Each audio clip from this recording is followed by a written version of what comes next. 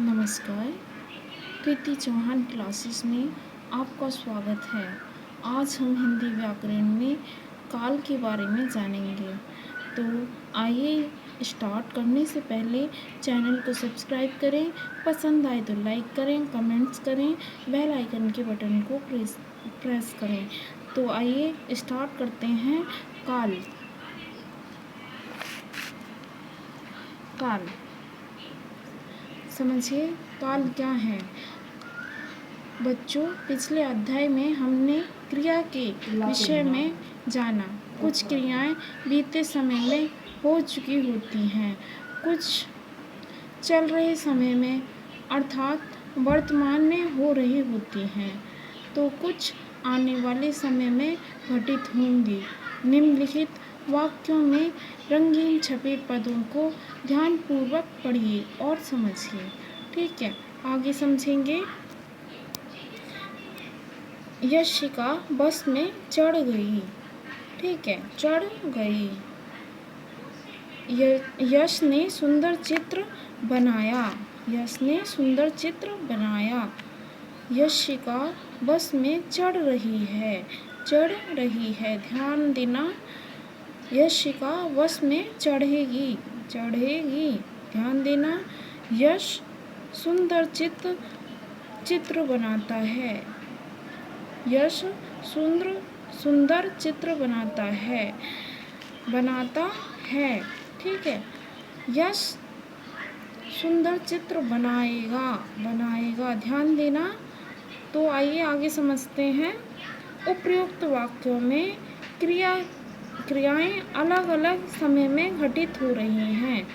चढ़ गई तथा बनाया क्रियाएं संपन्न हो चुकी हैं। क्या हो चुकी हैं? संपन्न हो चुकी हैं। चढ़ रही है तथा बनाता है क्रियाएं वर्तमान समय में हो रही हैं। ठीक है, वर्तमान समय में हो रही हैं। और चढ़ेगी तथा बनाएगा क्रियाएं आने वाले समय में होंगी। ठीक है, क्या होगा? आने वाले समय में होंगी। इस आधार पर हम कह सकते हैं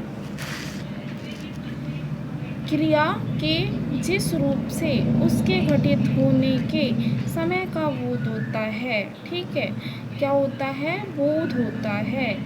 किसके? क्रिया के जिस रूप से उसके घटित होने के समय का बोध होता है, उसे क्या कहते हैं? काल कहते हैं। आगे समझेंगे। आइए समझते हैं। क्रिया के घटित होने के आधार पर काल के 3 भेद होते हैं। कितने भेद होते हैं? 3 भेद होते हैं। क्रिया के घटित होने के आधार पर काल के 3 भेद होते हैं। तो आइए समझते हैं उन भेदों को। पहला है भूतकाल, दूसरा है वर्तमान काल, तीसरा है भविष्यत काल। ठीक है, ये 3 क्या हैं? भेद हैं काल के। ठीक है, तो हम सबसे पहले भूतकाल के बारे में विस्तार से जानेंगे। तो पहला है भूतकाल। क्रिया के जिस रूप से उसके बीते हुए समय में होने का बोध हो।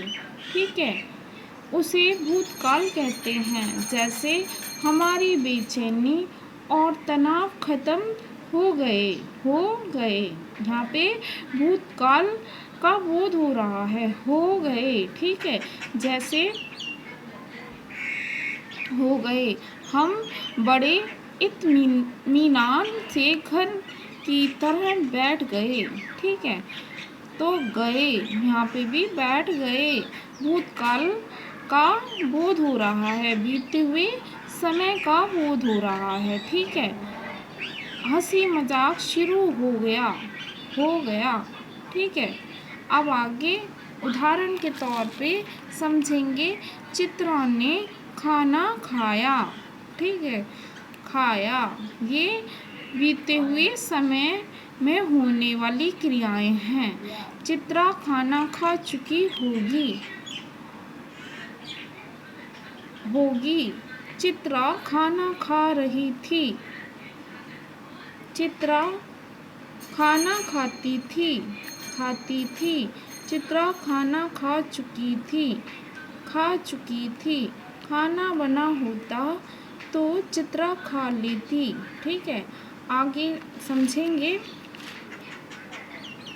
उपयुक्त उदाहरणों से स्पष्ट होता है कि भूतकाल की क्रियाओं में घटित होने के समय में भी अंतर होता है। क्या होता है?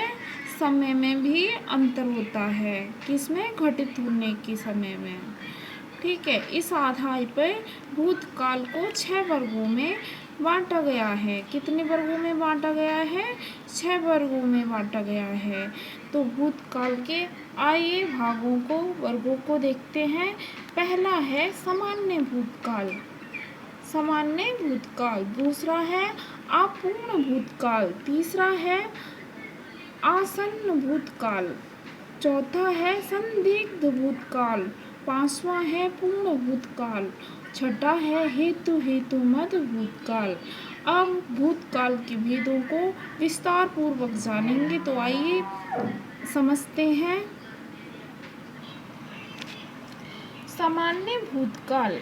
पहला है सामान्य भूतकाल, जब क्रिया सामान्य रूप से भूतकाल में संपन्न होती है। ध्यान से सुनना, जब क्रिया सामान्य रूप से भूतकाल में संपन्न होती है तब वह सामान्य भूतकाल कहलाती है। जैसे उदाहरण के लिए देखेंगे आप, जैसे राजा ने आदेश दिया तो ये क्या हो रहा है? सामान्य रूप से भूतकाल में संपन्न हुई है। ठीक है, ये क्रिया। नीरजा ने कविता सुनाई तो ये सभी सामान्य रूप से भूतकाल में संपन्न हो रहे हैं। ठीक है, अब हम इसको दूसरे को पढ़ेंगे। दूसरा है अपूर्ण भूतकाल, जब क्रिया भूतकाल में आरंभ हो गई हो परंतु अभी समाप्त न हुई हो। ठीक है, क्या? जब क्रिया भूतकाल में प्रारंभ हो गई हो परंतु अभी समाप्त नहीं हुई हो तब उसे अपूर्ण भूतकाल कहते हैं। उदाहरण के लिए, जैसे माँ बच्चे को लोरी सुना रही थी। ठीक है, सुना रही थी। ये सब अपूर्ण भूतकाल के उदाहरण हैं। आरंभ तो हो गई है क्रिया भूतकाल में लेकिन अभी समाप्त नहीं हुई है, तो वो अपूर्ण भूतकाल के उदाहरण के अंतर्गत आते हैं। माँ बच्चे को लोरी सुना रही थी। प्रज्ञा विद्यालय जा रही थी तो ये सभी अपूर्ण भूतकाल के अंतर्गत आते हैं। अब हम तीसरा समझेंगे, आसन्न भूतकाल। आसन्न भूतकाल क्रिया के जिस रूप से उसके अभी समाप्त होने का बोध हो। ठीक है, आसन्न भूतकाल किसे कहते हैं? क्रिया के जिस रूप से उसके अभी समाप्त होने का बोध हो उसे आसन्न भूतकाल कहते हैं। उदाहरण के लिए जैसे देखेंगे, दादाजी सैर करके आ गए हैं तो वो अभी समाप्त होने का बोध हो रहा है। ठीक है, आ गए हैं। ठीक है, आया बच्चे को नहला चुकी है तो अभी क्रिया के समाप्त होने का बोध हो रहा है। तो नहला चुकी है तो यहाँ पे आसन्न भूतकाल होगा। चौथा है संदिग्ध भूतकाल। क्रिया के जिस रूप से भूतकाल में क्रिया के पूर्ण होने में संदेह हो। समझ में आ रहा है ना? संदिग्ध भूतकाल किसको कहते हैं? क्रिया के जिस रूप से भूतकाल में क्रिया के पूर्ण होने में संदेह हो उसे संदिग्ध भूतकाल कहते हैं। उदाहरण के लिए समझेंगे, जैसे स्टेशन पर गाड़ी आ चुकी होगी तो यहाँ संदेह हो रहा है। पिताजी दफ्तर चले गए होंगे तो यहाँ किसका क्रिया का पूर्ण होने में संदेह हो रहा है, क्रिया के पूर्ण होने में संदेह हो रहा है, तो यहाँ पर संदिग्ध भूतकाल आएगा। आइए आगे 5वां समझेंगे। 5वां है पूर्ण भूतकाल। पूर्ण भूतकाल समझना, जब क्रिया भूतकाल में बहुत पहले पूर्ण हो चुकी हो। जब क्रिया भूतकाल में बहुत पहले पूर्ण हो चुकी हो, ठीक है, तब उसे पूर्ण भूतकाल कहते हैं। क्या कहते हैं उसको? पूर्ण भूतकाल। जो क्रिया भूतकाल में बहुत पहले पूर्ण हो चुकी होती है उसको क्या कहते हैं? भूतकाल, पूर्ण भूतकाल कहते हैं। उदाहरण के लिए जैसे बादल लाख की चूड़ियाँ बनाता था, तो ये पूर्ण भूतकाल है। जब क्रिया भूतकाल में बहुत पहले पूर्ण हो चुकी थी तभी उसको पूर्ण भूतकाल कहा गया है। तो यहाँ पे बनाता था, तो यहाँ पे पूर्ण भूतकाल का उदाहरण आ रहा है। गांव के लोग उससे चूड़ियाँ ले जाते थे। गांव के लोग उससे चूड़ियाँ ले जाते थे, तो यहाँ पे क्रिया भूतकाल में पूर्ण हो चुकी है, बहुत पहले पूर्ण हो चुकी है, ठीक है। तो आइए आगे समझते हैं। 6वां, हेतु मत भूतकाल। जो क्रिया भूतकाल में संपन्न हो सकती थी परंतु किसी कारणवश नहीं हो सकी। समझना, जो क्रिया भूतकाल में संपन्न हो सकती थी परंतु किसी कारणवश नहीं हो सकी, ठीक है, उसे हेतु मत भूतकाल कहते हैं। उदाहरण के लिए समझेंगे, जैसे यदि विभोर समय पर स्टेशन पहुंचता, ठीक है, यदि विभोर समय पर स्टेशन पहुंचता, ठीक है, तो उसकी गाड़ी ना छूटती।